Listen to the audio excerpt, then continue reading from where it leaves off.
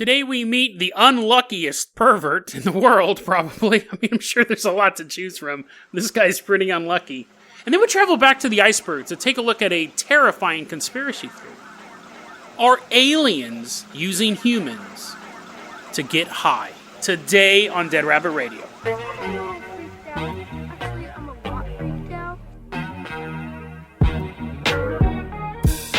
Hey everyone, welcome back to another episode of Dead Rabbit Radio. I'm your host, Jason Carpenter. I'm having a great day. I hope you guys are having a great day too.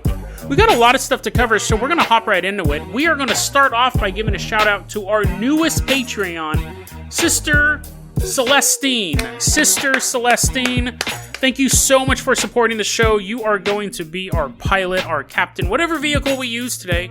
You're going to be in charge. If you can't support the Patreon, that's fine as well. Just help get the word out about the show. Really helps out a lot. Sister Celestine, let's go ahead and hop into Jason Jalopy. Let's take a ride all the way out to New Jersey. Specifically, we're going to Haddonfield, New Jersey. Isn't that where Halloween took place? Not like it was a real event. Isn't that where that documentary took place, H2O? The one where, that documentary where Coolio got his guts ripped out. Sister Celestine, we're driving over to New Jersey. It's summer 2015. And we're going to meet a man named John Michael Moosebach. He's 31 years old. Now, we're not going to meet him because he's a big old disgusting pervo. This is a true crime story. So technically, I'll say allegedly, but he already pled guilty to one of the crimes we're going to talk about. So, John Michael Moosebach, 31 years old. He begins chatting with a 13-year-old girl from New York. So gross, right? And of course it turns into sexting and then exchanging explicit photos. So her parents find out, and they call the cops, and the cops call the cops in New Jersey. That whole thing goes on, right? But that's not even the interesting part of the story. Unfortunately, that type of disgustingness happens all the time. People do it. Hopefully they get caught. Sometimes they don't. Sometimes it takes them a couple times to get caught. It's gross. But that's not what we're here for. Because then that's just a news story, unfortunately. That's not a weird news story. This is the weird part of the news story. So, he's arrested in March 2016. In October 2017, he pleads guilty to child endangerment. So he's talking to the judge. He's like, listen, judge, I know it was super gross. I'm sorry, and I'll never do it again. He crosses his fingers behind his back. Judge is like, bailiff, can you make sure that the defendant's fingers are not crossed? That's a normal thing they have to do in court. That's why they handcuff you, so you can't cross your fingers behind your back. Oh, I was crossing my toes, Your Honor. I'm a total pervo. I'll do whatever I want. He basically tells the judge, yeah, I plead guilty. Shouldn't have done that. Yeah, this was a full-on, like, sexting and exchanging pictures and stuff like that. He had pictures of her on his computer. Super gross.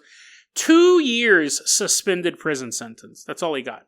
And a lifetime of parole. So, is that the weird part of the story? Sister Celestine says as we're driving around New Jersey. I go, no. That, unfortunately, again, is something that often happens in these cases. People get arrested, they get charged with something heavy, they plead down, the prosecutors don't want to waste the time, maybe the family doesn't want to have a long trial, whatever, so they give them a lesser sentence. It should have been way more than that. Just getting the pictures from the girl and him sending the pictures of the girl. Oof, could have been doing some serious time. But 2 years suspended sentence. Probably had a good lawyer. Prosecutor probably didn't want to deal with it. All that stuff. That's totally normal. This is where the story gets weird. This is where the story becomes Dead Rabbit Radio worthy. And gave me quite a good chuckle.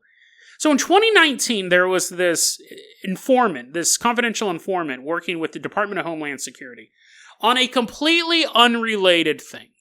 And I could just imagine the CI and Department of Homeland Security agent like having lunch one day, and the CI's like, oh, you know what? This has nothing to do with what we're talking about, right? Like, I'm helping you do this thing, but you want to hear something super funny? You want to hear a hilarious story? And Homeland Security's like, yeah, of course. Who doesn't want to hear a hilarious story? So, this is what happened.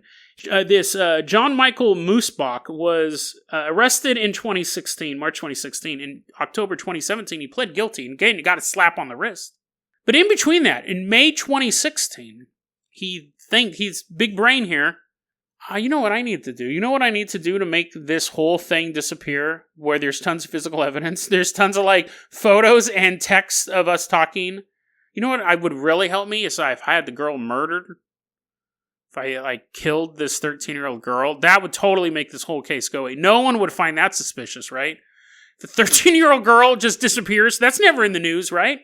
So he hires a hitman online. He finds this hitman online, probably deep web, but maybe not.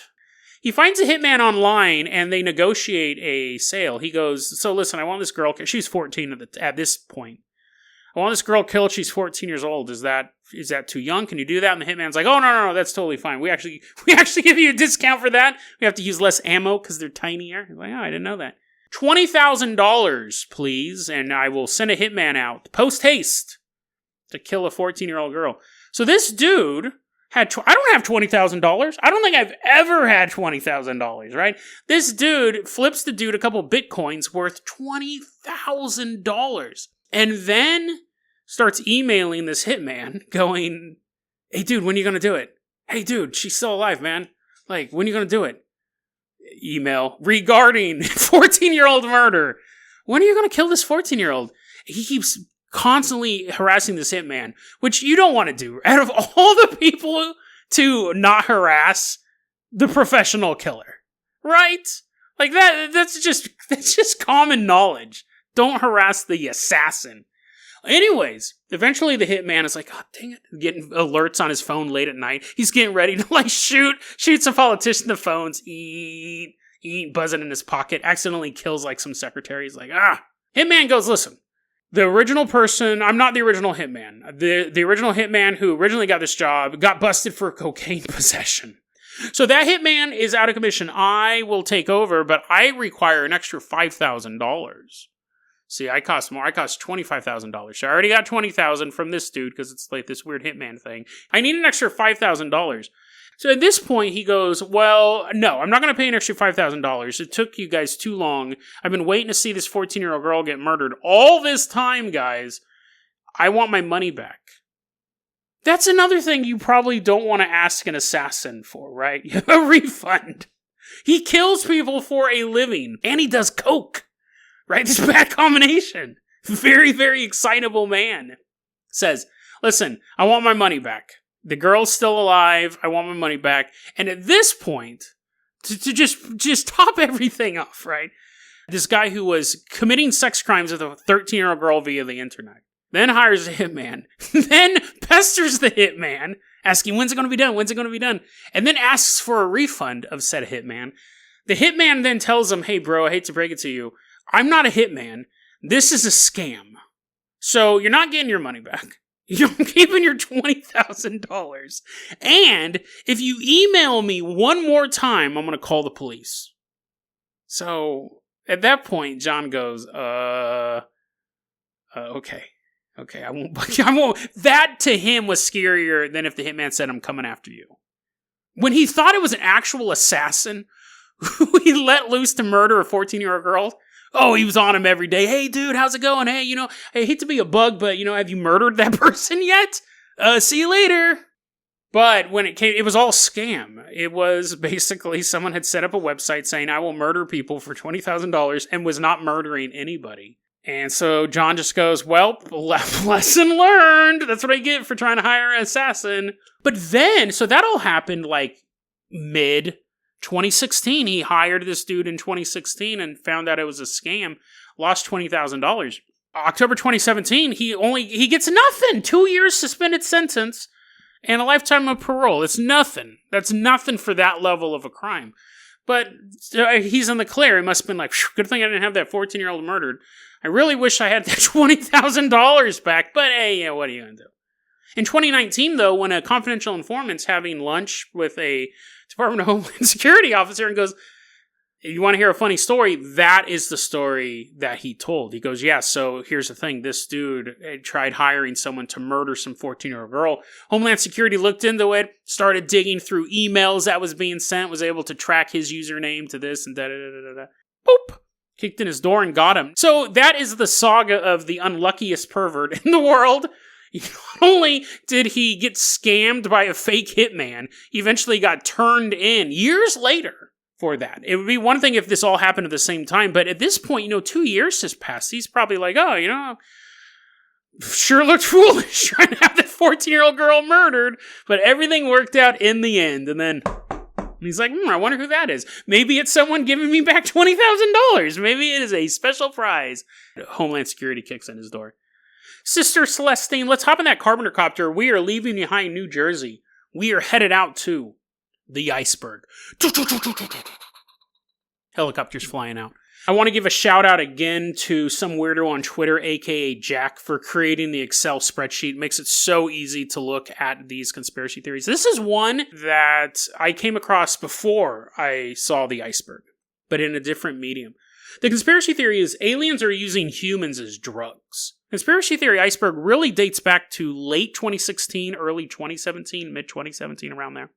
But back in 2009, there was a television show called Torchwood, and it featured everyone's favorite bisexual immortal superhero, Captain Jack, something, I don't remember his last name, but it's great. If you've never watched Torchwood, it's a British show. It was a spinoff of Doctor Who. Imagine X-Files or Supernatural if every ending was super depressing. Super dark show. Very, very well done show.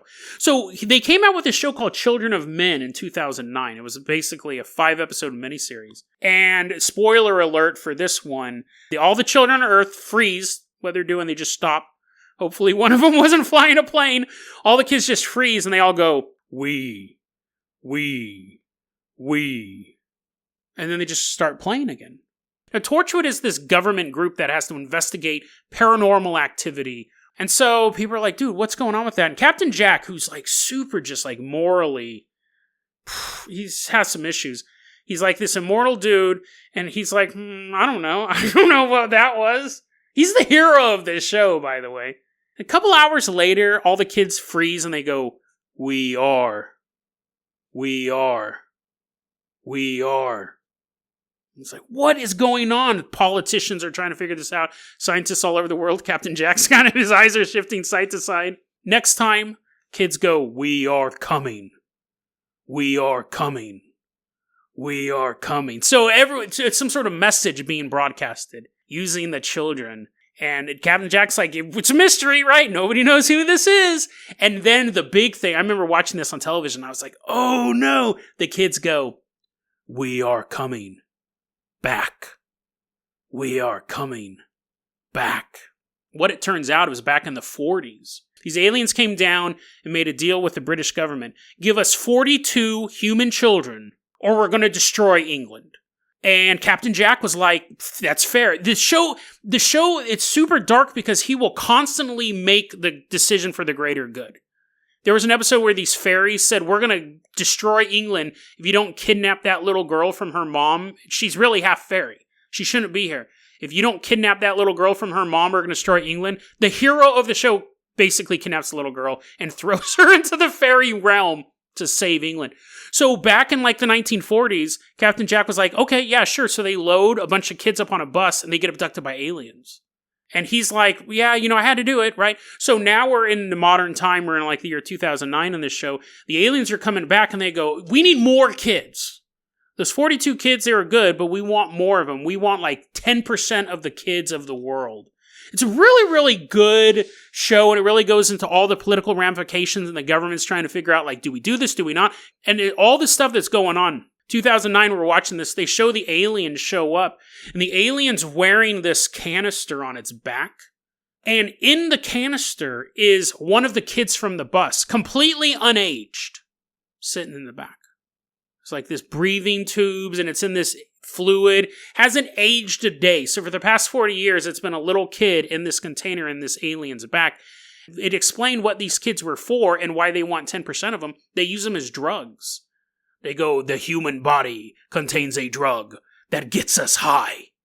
It's recreational. It's like not even for their species. It's not to keep them alive. They like token on humans. They like smoking that sweet, sweet Homo sapien. And I remember watching that, and it's a great science fiction show, and it's brilliant. If you haven't seen Torchwood, I recommend checking it out. The idea that, one, you have the person not aging, so they're stuck in that perpetual hell. You can't even hope to eventually just become an old man. You should become an old man and break out of the container. So I thought that was a very, very terrifying premise. So when I saw on the conspiracy theory iceberg, one of the first things that popped up, a couple years ago when I looked at it, aliens use humans as drugs. I went, I know where that came from. That came from that episode of Torchwood. Because some of these do seem to have origins like that. Even the one of the first episodes we covered, English Travel, really came out of fiction or quasi-fiction, a fake narrative. But I found, and so I was aware of that for years. I was like, oh, that one's on there. When I started doing the show, I was like, I'm not really going to do that one. It's based on a television show. It's exciting. I would love to talk to my friends about Torchwood, but, I got other stuff to cover. I found an earlier story that may show this is a little more than a work of fiction.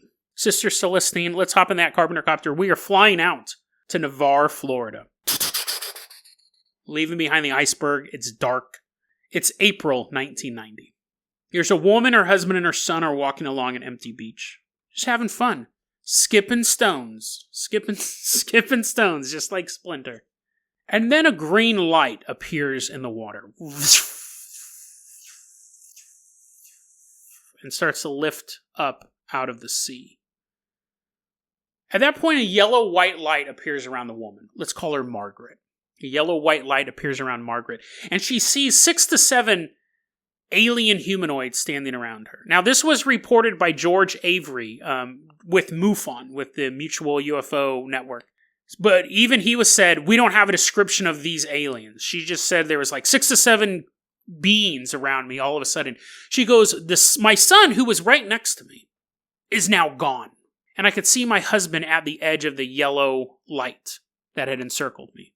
She starts to scream, but her voice is stifled. There's nothing coming out. And one of the aliens walks towards her and says, calm down. You know it is useless to fight. It's interesting because the statement, you know it's useless to fight, implies that this isn't her first encounter with these things. In fact, she said, she doesn't really know how this happened, but she recognized one of these aliens. Calm down, you know it is useless to fight. She feels herself being taken to the green light in the water. And instantly she's in a room filled with fog. She's standing on a shiny metal floor, completely naked. She hears a noise behind her. It's the noise of a man sobbing, screaming hysterically. She turns around and there's 2 naked men standing behind her. One of them is just flipping out. I don't know if the other one was totally, he's like, it's Tuesday night, it's Abduction Tuesday, but one of them was sobbing hysterically. Then she sees what she defines as a, quote, human doctor. So I don't know if that means that there was something about it that seemed like it was a imitation of a human, or looked human, but didn't seem human to her, but she said it was a human doctor. She described him with pale skin and freckles everywhere, reddish hair, wearing glasses, and a green set of scrubs that was covered in bloodstains. Next to him was a gray alien. So this one is actually defined as a typical gray alien. This gray alien standing next to the doctor, and he's holding a canister. And there's a tube going from the canister into the gray alien's neck. Now, at this point, she said she was forced to look at the canister. She looks down. In the canister is a human baby, with tubes coming out of the baby, out of the canister, and into the gray alien. She said it was a baby, had a big head, but its arms and legs were completely atrophied. They were like pencils. This little baby floating around in this canister. Next thing she knew, she's on a table. And there's tables next to her. There's other people there. She can see other humans in this room. And something is covering her head. It wasn't like it was placed directly covering her view. It was like a shield above her. So she's laying there. Her legs are spread open, knees up. Typical pose that you would see a woman in for a gynecological exam or giving birth. There's a white blanket covering her legs so she can't see exactly what's going on, but she sees standing between her open legs is that gray alien holding an empty canister. The alien speaks to her telepathically. Don't fight it. Go with the pain. Go with the pain. Next thing she knows, she's just on the beach. Her husband and her son are just standing there. Cool night sky whipping around them. So that story took place in 1990. I think the question is, when was it reported to Greg Avery? I can't find any record of that. It's possible that this story was reported after the episode of Torchwood. Some woman in Florida is like, oh, I have great fanfic about that. I'm going to insert myself as an original character. So it could have been inspired by that show. We will put on our conspiracy caps and assume that the story is true, which we often do. Let's take a look at it. I think the idea, again, what's creepy about it, I mean, that's hard to pick out, right? Being kidnapped in front of witnesses is always terrifying. But the baby in the canister. Again, the fact that its arms and legs are atrophied makes me think it's been alive for so long, right? It's just a baby. If it was a healthy baby in there, you're like, hey, it just popped out yesterday. But the fact that it was a baby, but its muscles that it should be using are atrophied, makes you think it's been in there for a while. And the tube coming out of the baby into the gray alien. Now, you could argue maybe the gray alien is feeding the baby drugs or something like that, but there's just a sinisterness to it. It's not like they're like a Cabbage Patch doll that the alien's cradling. It's carrying it around and the woman is forced to look at the canister. And then to see that same canister being used later as her legs are in that birthing position. You could argue that the alien was putting the baby inside of her, but again, with the atrophied legs and things like that, also the baby's been pumped full of alien neck fluid. I don't know if it'd be the healthiest baby, but you could argue that as well. But I think it's a perfect story about, are aliens using humans for drugs? Some people, that's where the adrenochrome story has come from. That's where the adrenochrome stories come from, that reptilians are using human adrenal fluid, i.e. adrenochrome, to get high. So it's not that you can just do it yourself. You have to be a shape-shifting reptilian for it to really work. So that's also a level of that. I think it's a creepy conspiracy theory because you've often seen the thing like we're just cattle to the aliens, or they feed off of our souls, or in the whole Loosh idea and the Archons and all that stuff, or we're just meat to them. They're reptilians and they're fattening us up so they can eat us, a la V, which is a great television show if you haven't seen that. You have all that stuff. But this one is even more, I think, insulting to humanity. It's not our soul. It's not that our souls are delicious, that we've lived these lives, these good lives, or these lives full of pain, and it's fattening up our souls. It's that we're just to get high. Which I don't know. Apparently, I just went through puberty. But we're just to get high. We're less than sustenance. We're just a drug to them. Which I find infinitely more creepy. Because that's just nothing. It would be like, imagine, I remember once a long time ago, I had this stoner thought that this shows you Jason's stoner thoughts. I go, dude, what if this is the most stoner thing I've probably ever said, and definitely the most stoner thing I've ever admitted to. What if all of reality, so the universe is created, and everything that happens on every single planet, every speck of dust being blown across an alien landscape, every flower blossoming, every first kiss after the wedding vows are completed, every teardrop standing next to your dying grandfather, every single part of human reality, well, not even human reality, every single part of reality is just one big nug of weed, right? And when the universe, the Big Bang is created, and it has all of these infinite experiences, and then it becomes back to before the Big Bang, and then God takes this big old nug, dude, and he loads it into his pipe, one of those little cheap glass pipes. It's all rainbow colored, and he puts that nug of reality in, and he experiences every moment ever with that hit. And he's like, oh, dude, that was some good reality, man. Yo, Michael, hit this. And we're like, no way, God. No way, dude. Last time I smoked some of your weed, dude, I was lit for like 10 eons. He's like, I know, it's good stuff, huh? And then creates another Big Bang. A whole new set of experiences, a whole new set of memories. Everything we experience is just to get God high. Every success, every failure, everything we go through. Dude, this is some good reality right here, man. You gotta take this. No way, dude. The last person who smoked some of your stuff, he became Lucifer. He threw him in hell. He's like, oh yeah, dude, that hell thing was pretty dope, dude. It gave me some nightmares when I smoked that nug.